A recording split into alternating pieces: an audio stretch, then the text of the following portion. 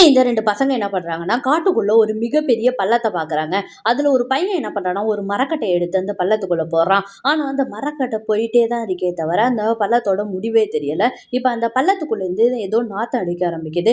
இப்ப 2 பேரும் அந்த பள்ளத்த விட்டு நகர்ந்து வந்துடுறாங்க. இப்ப என்ன பண்றான்னா, அதுல ஒரு பையன் என்ன பண்றான்னா, இந்த பள்ளத்த பார்த்துட்டு ஒரு லைட்டர பத்த வைக்கிறான்.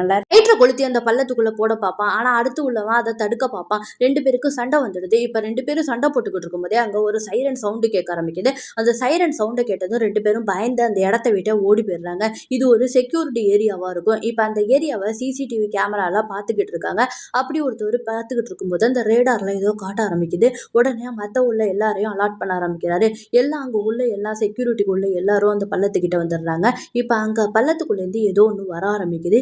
எல்லாரும் பயந்து போய் என்ன அந்த அயன் டோர் எல்லாம் அட்டாக் பண்ணதுன்னு பயந்து போய் பார்த்துக்கிட்டு இருக்கும்போது அந்த இடத்துல அந்த பள்ளத்துல இருந்து ஒரு புழு மாதிரி ஒண்ணு வெளியில வருது.